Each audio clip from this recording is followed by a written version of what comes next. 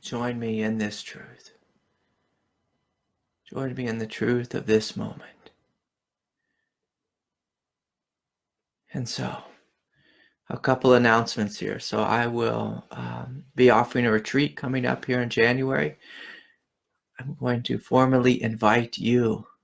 So retreat is such a wonderful time to stop everything and to jump fully on the path. With wintertime's a beautiful time to say no to the busyness of life and to contemplate, to dive inward. There's something about winter that just draws us in.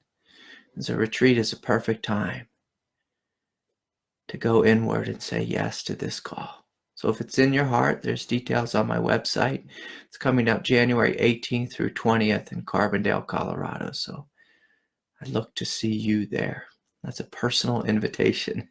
And so what else is on my announcements? This week, I've been having busier and busier weeks. And so I wasn't able to respond to all the emails. My inbox is just full and I am not caught up. So I apologize for that. If you had an email, feel free to just send it again. Don't ever think that you're bothering me. It's actually helpful if I miss it just to send it again. I want to remind everyone that this satsang is supported by generous donations. And so if you're touched by this, if you're touched by the work here and you want to share it, then support it. Of course, you can like and subscribe and do all that kind of thing if you're listening in on YouTube, but the big thing is for you to support this work. You support it with your heart, with you joining in the Dharma. And so this truly is a movement. The Dharma is a movement. Christ consciousness is a movement. And so we need people like you and I to wake up, ordinary people to dive fully on the path. And so the greatest way you support this work is through you jumping in when you're at those Christmas parties and at family dinners, or when you're sitting in traffic, or when you're changing a diaper or walking your dog. Whatever it is, you're waking up to the truth. You're waking up to your divinity and saying, yes, yes, I'm going to live. I'm choosing to live from my highest. I'm choosing to put my mind down and to say yes, And so for those of you who offer financial support, I want to offer a big thank you for that. And then, of course, there's details on my website, craigholliday.com. And so I have many, many questions here, but I just want to welcome everyone in the room. Shauna and Regina and Connie and Anne and Connor and Lynn and Rayla, Jay, Jacqueline, and that might be Denny and Rhonda, Suzanne, Ivy. So welcome, everyone. Welcome, Michelle. It truly is my pleasure to be here with you all. And so I'm going to just jump right into the questions. And of course, if anyone has a question here, you're welcome just to, leave a little note in the chat or, raise your hand and we'll figure a way to get the mic to you. Okay, the first one is from Jesse. Jesse writes, Craig, how do I protect my mind from egoic thoughts? There's many different ways. It's so easy to get lost on this path in our mind. It's so easy to get carried away in our own arrogance, our own self-delusion or self-aggrandizement, feeling grandiose or like we know.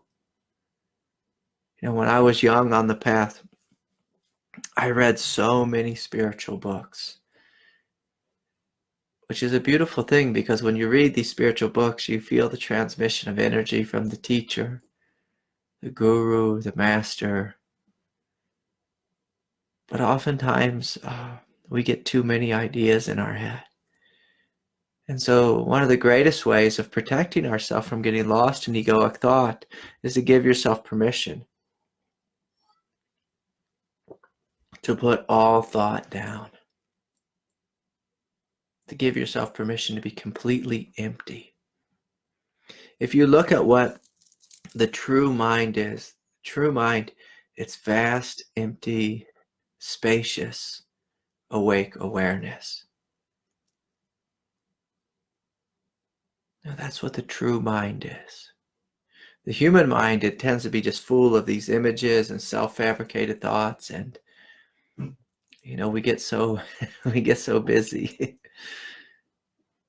being lost in our thoughts and what we think we are, the things we think about, the commenting reality, and just none of it's the truth. None of it's the truth. And so the great invitation here is, can we give ourselves permission to be childlike? What we call in Zen, to have beginner's mind. Beginner's mind and having no mind is very similar. Very similar. I heard this a Christian preacher, one of my favorite Christian preachers, speaking. And he was telling this story about Ernest Hemingway. He said that Ernest Hemingway's father commit suicide when he was quite young, and then of course when at some point along Ernest's life, he commits suicide. And I think he had a brother, maybe a sister, who commits suicide too. And then later, so the father started it, I think it was in 1928, don't quote me on those dates. And then Ernest Hemingway, I think he died in 1961. And then he had a granddaughter that commits suicide in 1992. And when we study, there's a new research field out called epigenetics. And it talks about the genes that we have. And epigenetics are, beyond the gene that makes your eye color and your height and all that stuff. But beyond that, your genes have these imprints on them, these tendencies, these egoic tendencies. And so Ernest's father, he fell into despair, which is something we can fall in our mind. I mean, most of us know this experience on the path. If we're honest, at some point along the way, we've experienced despair. And when we fall into despair, it's like this whole force of mind takes over. And if we're not mindful, if we're not humble, and by humble, I mean, humble is that willingness to drop out of the mind and come into the heart, to come into this place of innocence and say, no, I'm not going to follow where my mind is taking me. If we were good Buddhists, we'd call this mindfulness, like a non-judgmental place. It's a place that's awake and alive and fresh. And by fresh, I mean it lives in this moment. It's not a product of the past. But poor Mr. Hemingway, he followed, he followed his ancestors. He followed his father. And I think his brother and his sister followed his father down that path of suicide. And then the great the great grandchild followed that path. It's a brutal thing that we do. And so in our minds, we have these forces of repetition. And if we're going to be awake, if we're going to be vigilant in this space of mindfulness, we have to say no to everything which is untrue. No, which is habit. No, that which comes from our ancestry. There's all these all these commercials on TV about getting to know your ancestry. And, that's really investigating this question of who am I on a human physical level. I want to know, like, what am I on a physical level? On a physical level, I have, all this Irish ancestry in me. But if we want to live in the truth, we get to know ourselves on the level of heart, on the level of emptiness, on the level of freedom, on the level of our divinity. And so, boy, wouldn't life have been different for Mr. Hemingway, the first Mr. Hemingway, if he knew that he was God. When you know that you are God, you don't try to kill yourself. When you know that you're God, you do try to let go of your egoic self and let it die into your human self. And we do this with compassion. We do this with love. We do this with love. And so this willingness, Jesse, to fall into your heart and to listen to the highest aspect of yourself. When you do, you begin to discover the true mind, that there's a silent witness here, a witness that's awake, that's aware. It has a quiet intelligence, an intelligence that doesn't, go off on tangents in thought, but instead an intelligence that's very simple. Because the truth is very simple. The truth is not complicated. People oftentimes come up with these great theories about the truth, and the truth, it's not complicated. It just isn't. The truth is very simple. The truth is rooted in peace. It's rooted in love. It's rooted in spaciousness and emptiness and freedom. It has a quiet power to it.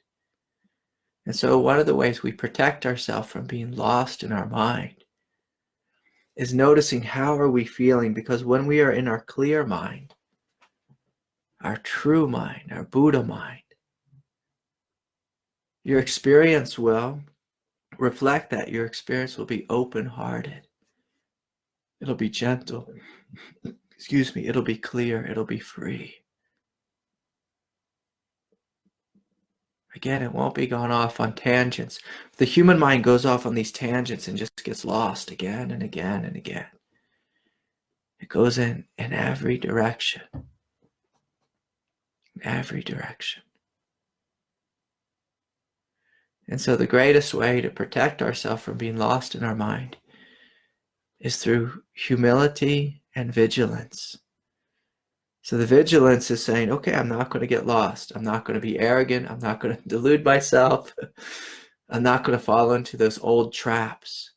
And with vigilance, you learn to study your human self. And notice, where do I get lost? So like if I was speaking about, speaking to Mr. Hemingway, I would encourage him to watch out for the trap, the dark pit of despair. Don't fall in that. When you see yourself going down into despair, climb back out of it. Climb back out of it by following the truth and the love of your heart. Reconnect with the truth and the love of your heart. And so this is a beautiful question. So we have vigilance and we have humility. Humility means knowing your divinity. And when you know your divinity, you are connected to your experience. Too often people have this idea that humility has something to do with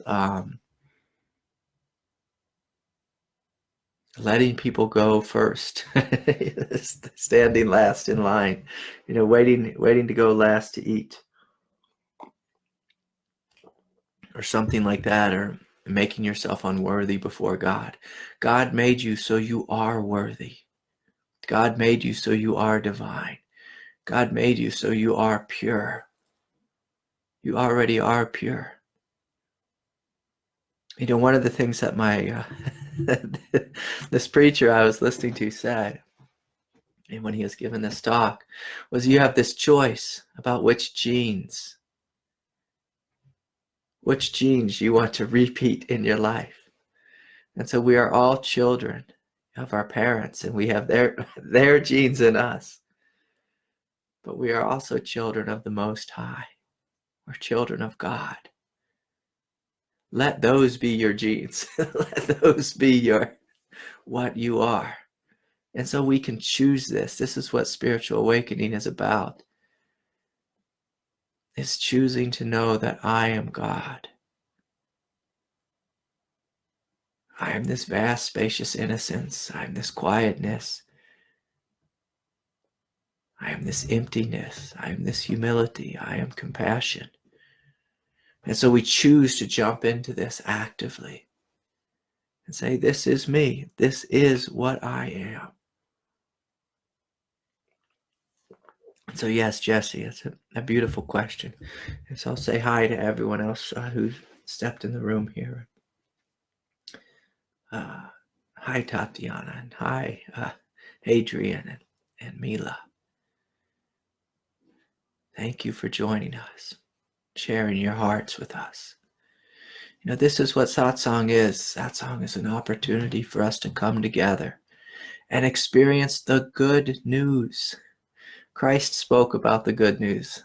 Christ preached the good news. The Buddha said it in a little more boring way. He said, life is suffering. You know, life is dukkha. And then there is a way out of dukkha. There is a way out of suffering. That's the good news. There is a path out. There is a path that leads us out. And so when we come together in satsang, we join as a community. We open our heart and we say, okay, I've lived in the collective dream. I've been lost in it, but now is the time for me to come together with my brothers and sisters and step into the highest truth that I am. The highest truth that I am. Okay. So the next question. Craig, I've watched your video on YouTube on healing, and they really resonated with me. Something just clicked. It was like your answer to what is enlightenment. Your response, Craig, was zero anxiety about being human. This is what I needed. Simple yet powerful. I've just started being easy on myself. I'm human and it's okay. I feel emotions and sometimes act silly. Good. And it's part of being human. Can I consider myself on the way to enlightenment? Am I catching the drift here? Alexis, yes, it's good to be relaxed about your humanity. So far too many people on the spiritual path, they see the path as a place just to beat themselves up and make it wrong that they're human. And if we make it wrong that we are human, you know, that we're in a human body, we have human thoughts, we have human emotions, if we make that a problem, we are really going to suffer. And so one of the old Zen definitions of enlightenment is having zero anxiety about being human. Then you ask, well, why is it that one has zero anxiety? It's because one is deeply rooted in their divinity. And so you give yourself permission to be human, and you smile at your humanity. You smile at your discursive mind. You smile at despair.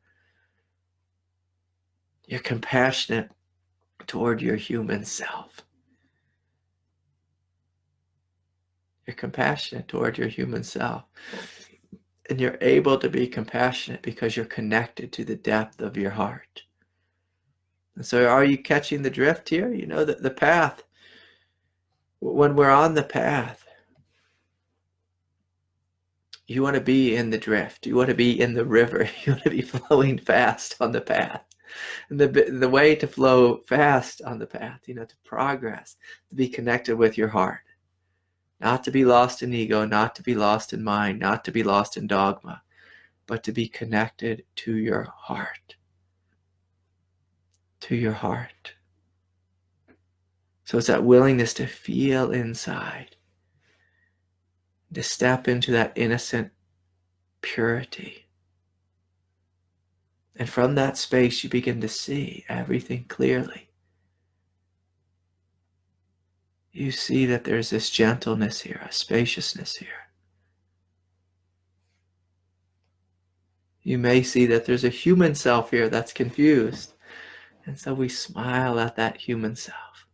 We smile at the human self. And we say yes. We say yes to the human self. I see you. I love you. I'm not going to fight with you. I'm not going to, attack you or make you wrong. I'm going to see that you're a gift from God, the human mind. But then I'm going to take a step deeper and say, Lord, you show me the divine mind. You show me my true mind. And when you step into the true mind, you'll notice it's absolute. It's completely quiet. It's not flooded with thought. Lord, you show me my true mind. And see, this is what Christ brought forward. This invitation to connect with something so great, so holy, without the middleman. Without the middleman. And saying you are connecting directly to God, in you, as you. You're connecting directly to this emptiness that you are.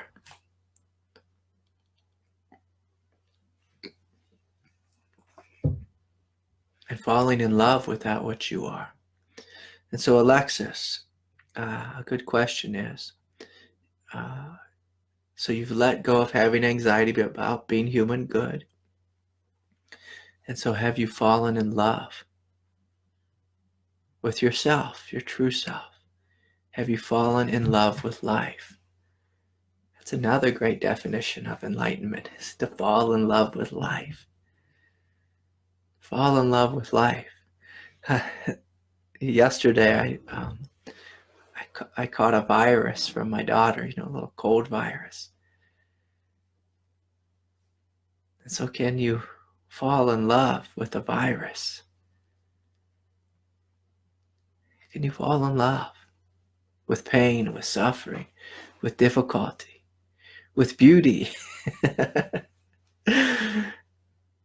everything that is wonderful about this world?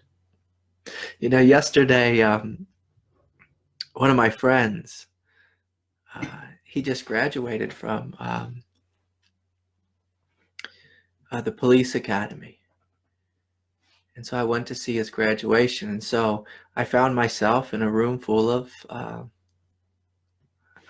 police. The police force was there.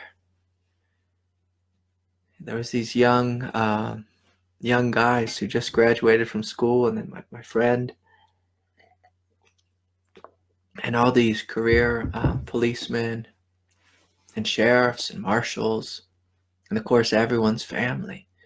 And when I was a kid, I was kind of a punk, and so I grew up fearing the police, because me and my friends were always getting in trouble. And of course, when you drive a car, if you drive a little fast, you start to have this unconscious fear of the police being pulled over.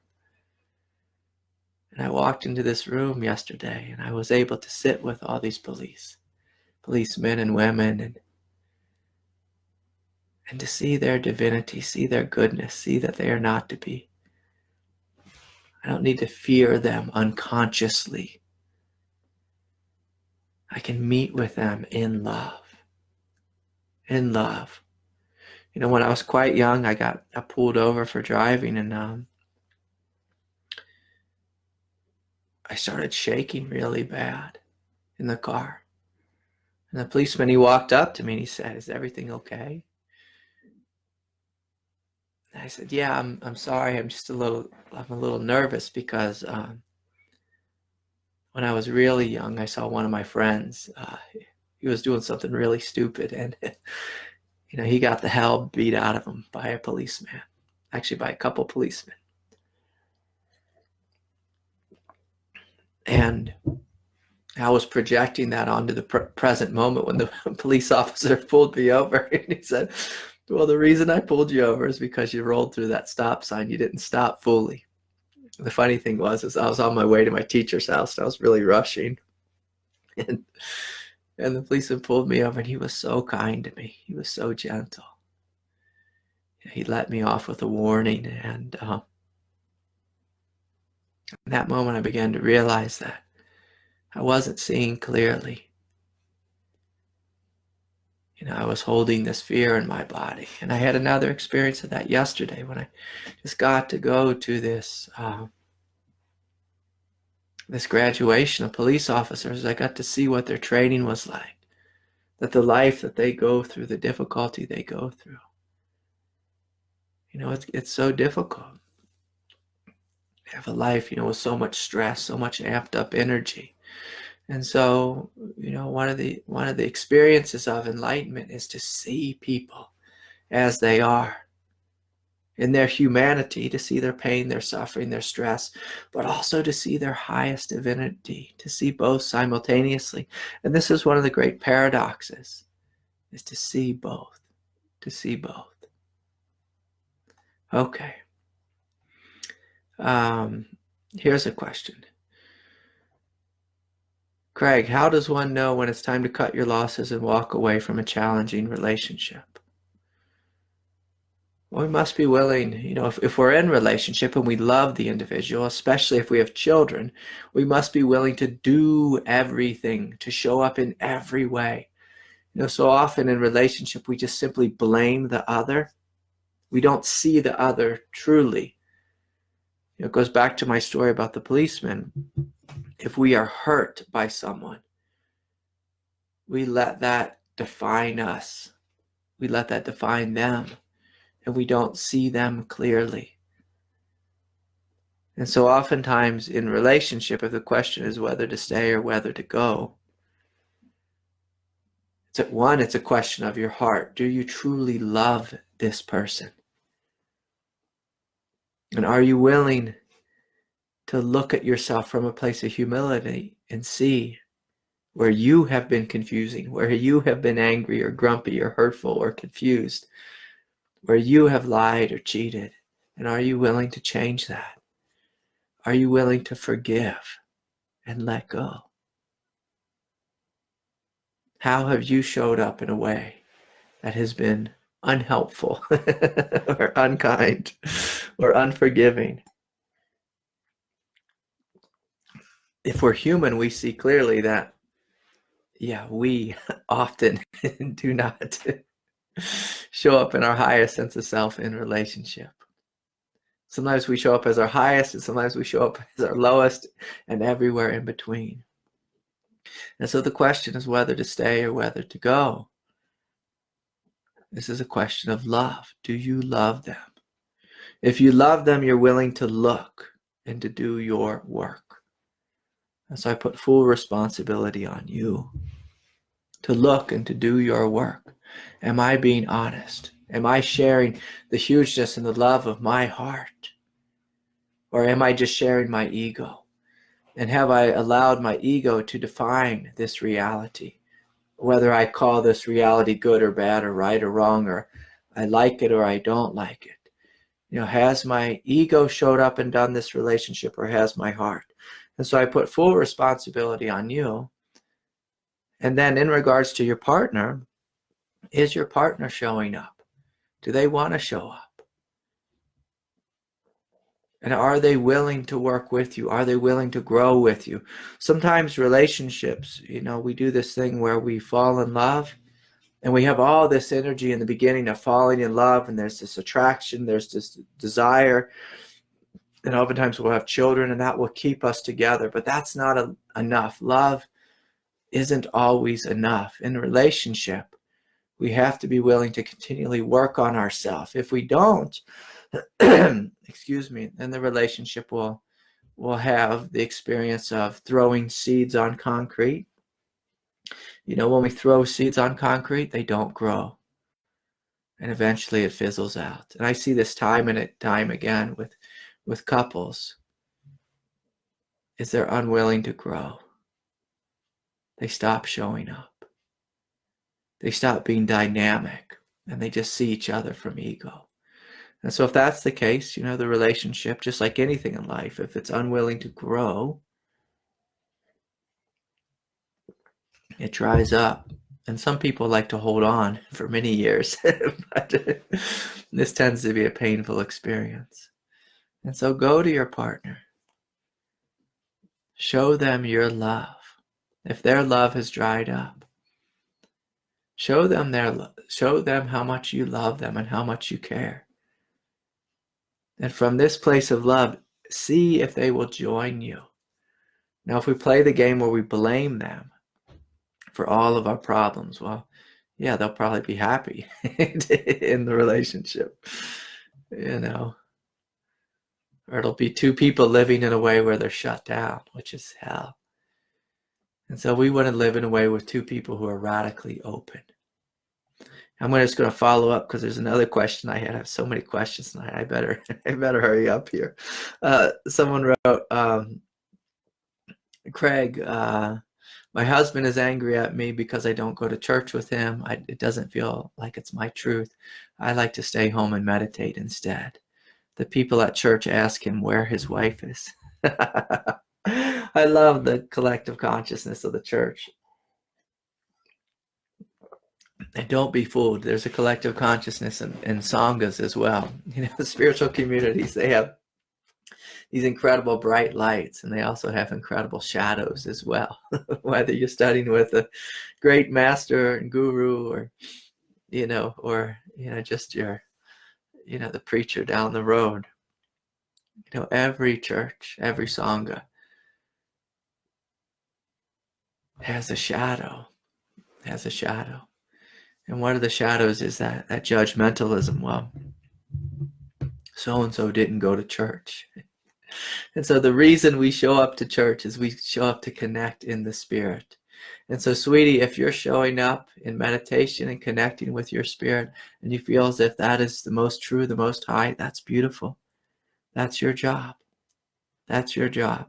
Now, if you can find it within you from a place of humility and love to join your husband in communion, go to church with him.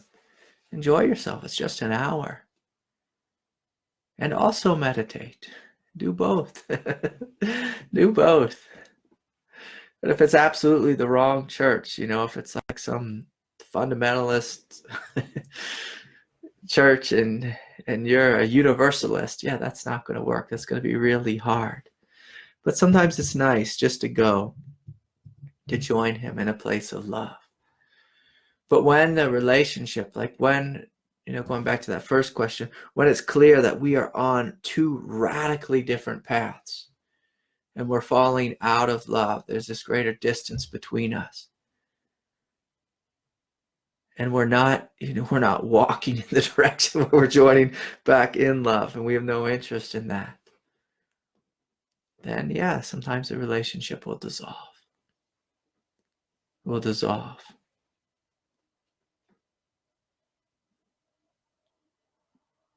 listen in your heart to whether you should stay or go. Don't listen to your mind. Don't listen to the collective consciousness of the church or the sangha, or what will the relatives think, or this or that. Listen to the truth of your heart. That's the only voice you need to listen to. But make sure the truth of your heart is the truth of your heart, not the truth of your emotional heart. The emotional heart gets scared, gets angry, and normally has a fight or flight response. I have to leave now.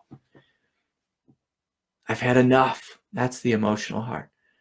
The true heart might say something like, it's time to be done. Or the true heart may say, I really love this person. Maybe we need to go to couples counseling. Maybe I need to forgive them. And so, yes, this is a good question, a good question. Okay, so the next question here is from Mila. Mila, I hope I'm saying your name correctly. Hi, Craig. I had a kundalini awakening, and I don't know how much more of this I can handle. I feel like God is testing me beyond my limits, and I don't know what to do. Mila, God is waking up in you. In you. God is not testing you. God is trying to make love to you, with you, in you, as you. So when our kundalini wakes up, there's a tremendous amount of energy and light, prana that moves through the body. That moves through the body. This is God. This is grace. Sometimes grace is very easy. Sometimes it's very, very difficult. But your job is to surrender to the truth. Surrender to what's here. To surrender.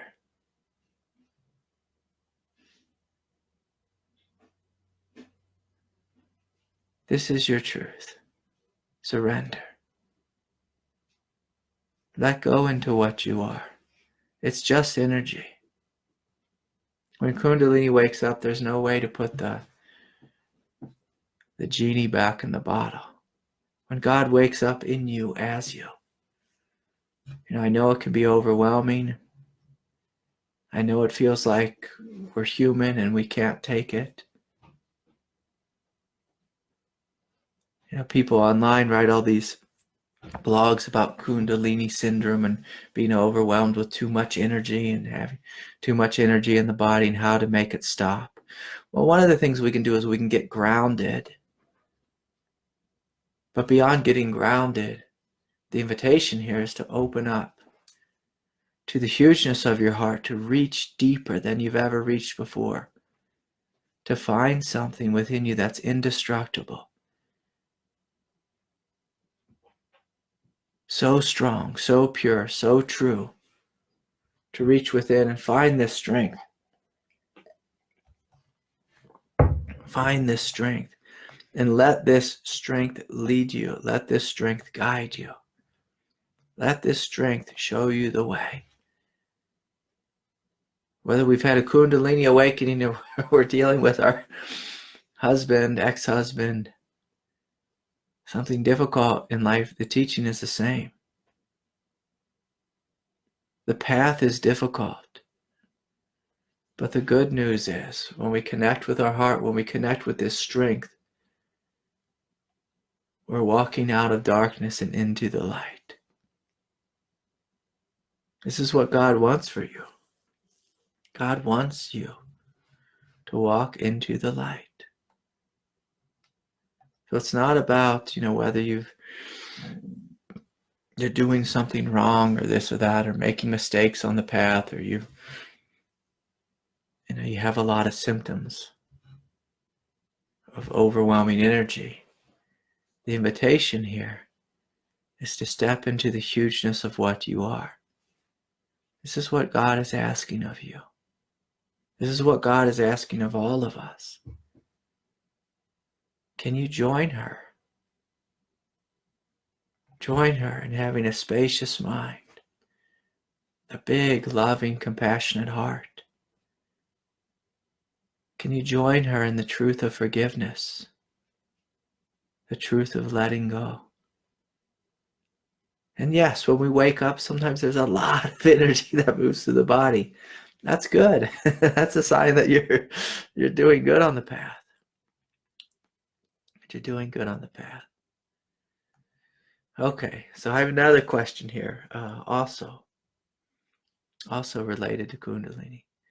Hi, Craig. I want to make sure if what's happening to me is related to Kundalini. I experience all kinds of bipolar issues, swings from bliss and love to deep depression and anger. When I rest in the fire, so to say, I feel pressure in my head and in my belly, my lower back. I don't experience always typical kundalini symptoms, of rushes of energy, but there's definitely all kinds of energetic happenings within me. I'm wondering if all these dramatic swings are kundalini. Sometimes I feel so inspired and full of life, and next day I feel drained. And so, Julian, on the path, whether this is kundalini, whether it's bipolar issues, most of us, we know this experience. We have big swings from darkness into light and back again. The teaching's the same, whether it's kundalini or whether it's bipolar issues. Now, of course, if you do truly have bipolar disorder, sometimes some individuals, they respond to medication with that. And so sometimes medication can be helpful. So it's important that you meet with a therapist or a counselor, psychologist to determine that. But the typical, signs of kundalini awakening is you feel energy in your back. You feel it in your spine. You feel your chakras opening up. And so just swinging back and forth between feeling blissful and feeling depressed, well, hell, that can be anything. Good days, bad days. It could be bipolar issues. It could be kundalini. It could be your heart chakra is opening. You're having a wonderful moment in meditation. And then the next moment, your girlfriend or wife says, I'm leaving you. So we can swing back and forth on this path. And so it's good to meet with a teacher. It's good to get some support and see what's true and to help discern what's true. And so I encourage you to reach out and get support with your experience.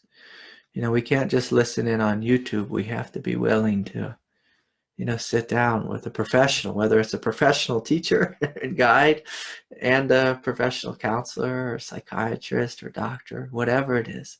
I always find the more help, the better. The more help, the better. Okay, so. And of course, anyone who's live, if you have a question, just let me know and, holler at me here. And I'll take live questions as well. Okay.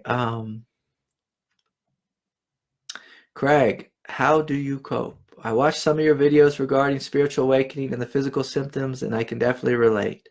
Experiencing strange things such as random spontaneous laughter at inappropriate times at important meetings. Oh, how fun.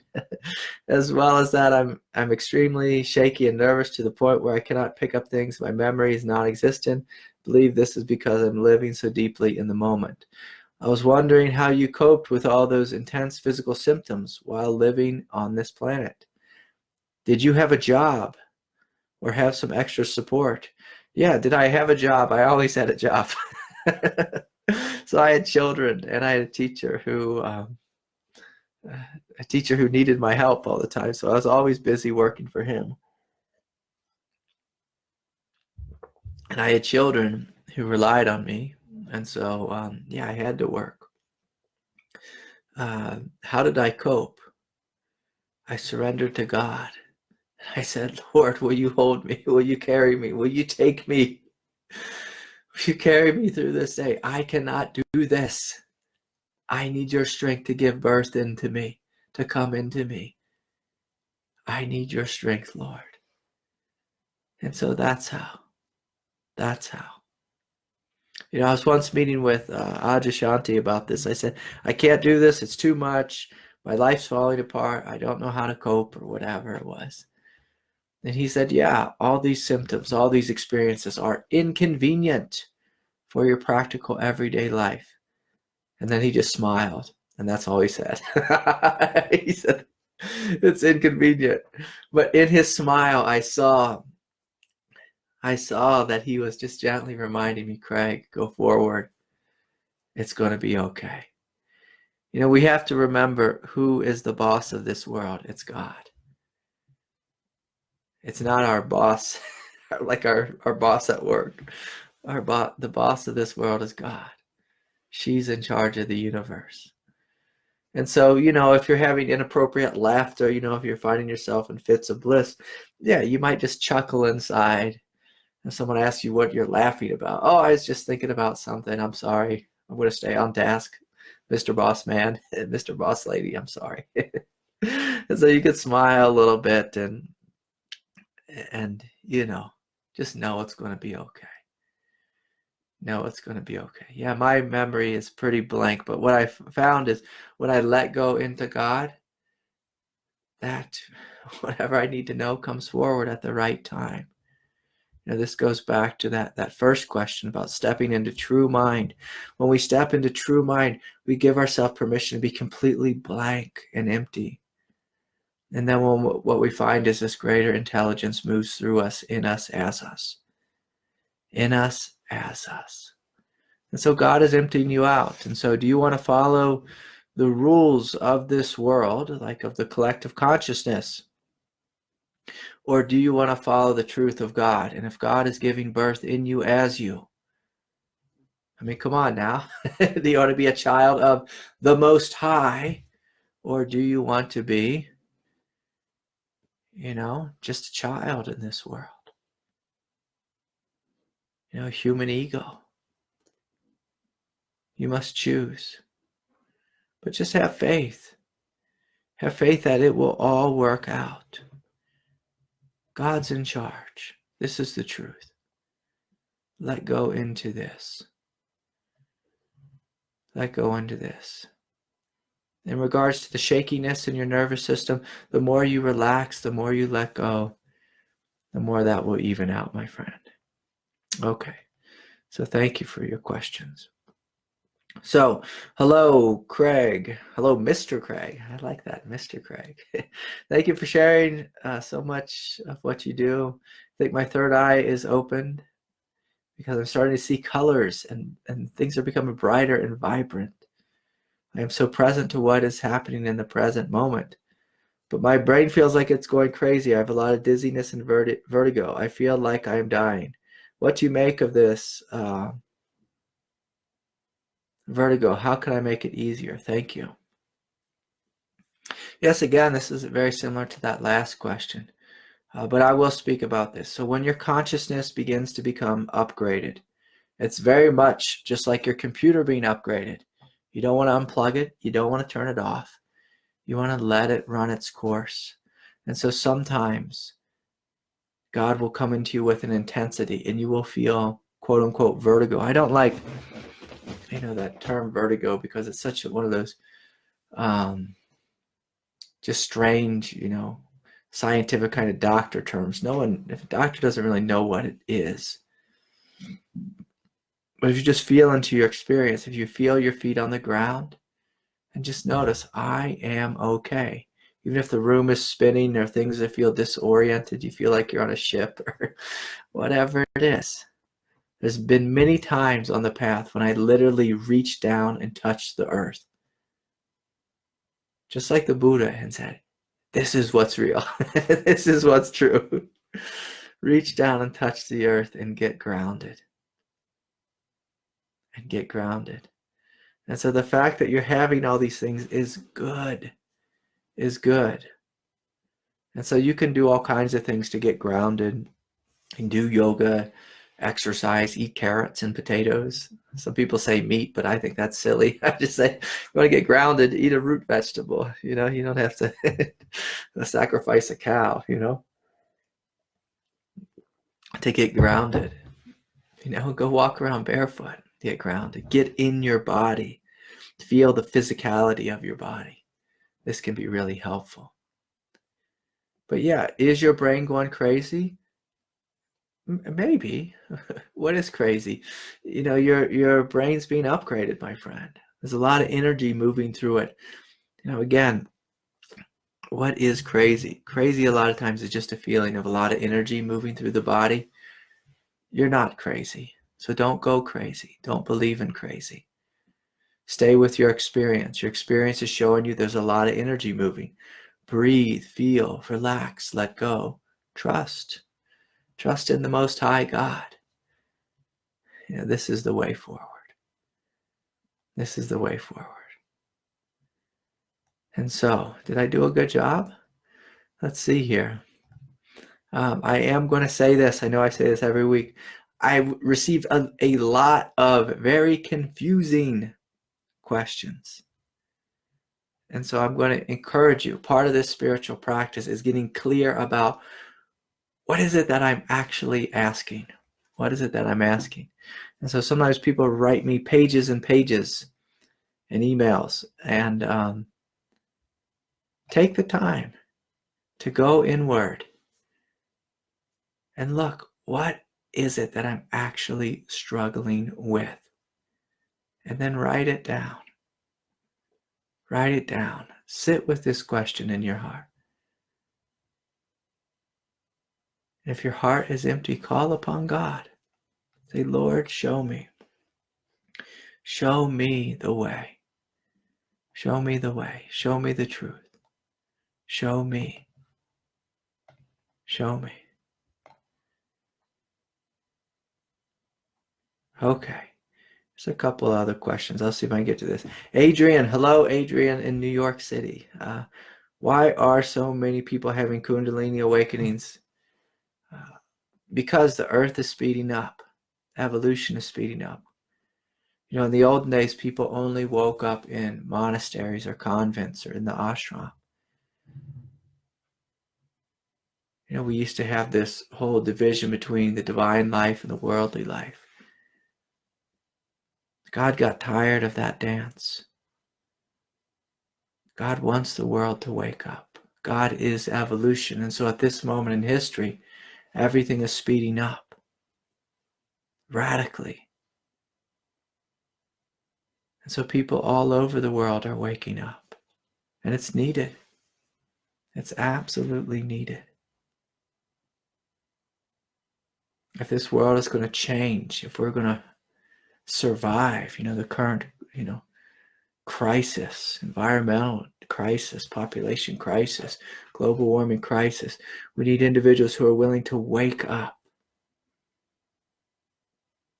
and to be able to see clearly what needs to be done, what needs to come forward, what truth, what greater love needs to come forward. When you're awake, you're connected with your heart. You're able to respond with love. So yeah, God is saying now is the time. Okay, Mila is asking again, why am I going back to Kundalini each time I come out of it? It is painful and not fun. It's painful and not fun. Yes, how can you go out from it fully and not go into it? Is this possible? No, Mila, once you start to awaken, like I was saying before, you can't put the genie back in the bottle. The way is to go through your experience. Whatever difficulty it is, we walk through it. We don't put the difficulty back in the bottle. This is an evolutionary world. In an evolutionary world, sometimes you'll ride this wave where you'll feel like you're on top. And then all of a sudden you feel like you go down, but you go down deeper. So life is like this great spiral, and so you grow greater to greater heights and lower lows and greater heights and lower lows. And so many times on the path of awakening, you'll open to something like kundalini, or your heart chakra will wake up, or whatever it is, and you'll feel like you're in this bliss, this light, this love, or you'll feel as if you're in this intense energetic awakening. And yeah, it can be overwhelming. It can be intense. And then it can feel as if that doorway closes. And you might be like, oh, that's great. The door closed. I made it out of it. But what God wants is for you to transform your life through waking up to the goddess that you are. The goddess that you are. God is giving you a gift, and she wants you to harness it. Harness your potential. This is what spiritual awakening is about. Harnessing the hugeness of what you are. If God gives you a gift, you must master that gift. But if we have fear in relationship to that gift, like if we're feeling overwhelmed by what God has given us, you need to get grounded. You need to have a good teacher. You need to have some individualized support. So if you're asking to put that gift, that truth back in the bottle, it's not going to go back in the bottle. You may, feel like sometimes it just stops, like the energy stops. That's not necessarily a good thing, and that doesn't mean it's not going to come back. The energy of awakening is powerful. And if God is waking up in you, there's a good chance she's not going to stop until she's fully completed it.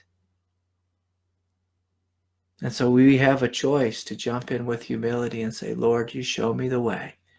I'm willing to surrender to your truth. Or to resist it. If we resist, well, you're going to have a hell of a time.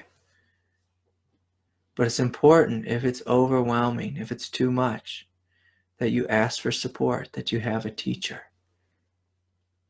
a counselor, a guide, a mentor, a sangha, a community, that you get grounded, that you learn to relax your body. So the more the body is relaxed, the more the physical body is relaxed, the more the ego is relaxed, the easier the process is.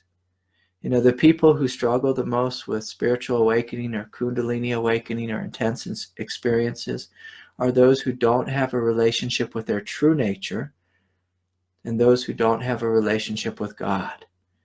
And so they feel like they're a human being trying to wake up, or a human being who is tossed spontaneously onto a path that's very intense. And when it's like that, you feel alone, you feel isolated, it feels ridiculously difficult. And so we have to ask for help. And so you can ask for help from the Most High. You can ask for help from your heart. You can ask for help from a teacher, a guide, a counselor, a mentor, a healer. But when something wakes up in you, yeah, it may be intense. You may have all kinds of energetic symptoms which are very, very uncomfortable. But the purpose of the spiritual path is not to shut that door. The purpose of the path is to open to the Most High. And God will not let us off the hook. God doesn't let us off the hook. If she's calling upon you, you're one of the chosen ones, sweetie. See yourself as blessed. Even if it's difficult. Christ, there's many times when he wanted off the path. He's like, can I get off this path? Take this cup from me, Lord. But then he realized that it's not the truth. The truth is he had to go through his experience. This is the way forward, sweetie. And so I want to thank you all for joining me. Thank you all who supported this satsang through your generous donations. That is very, very helpful. Very, very helpful. So this year we've spent a lot on infrastructure and building here at the Sangha and technology stuff. So thank you so much. And I want to say thank you for all the people that you support. So when you support this satsang, you help others. You help others to be able to tune in and listen and enjoy this truth that we all join in. So thank you all so much. Please do think about joining us this January on retreat. It's my absolute pleasure to be here with you all. So much love to you all. May peace be with you. Good night.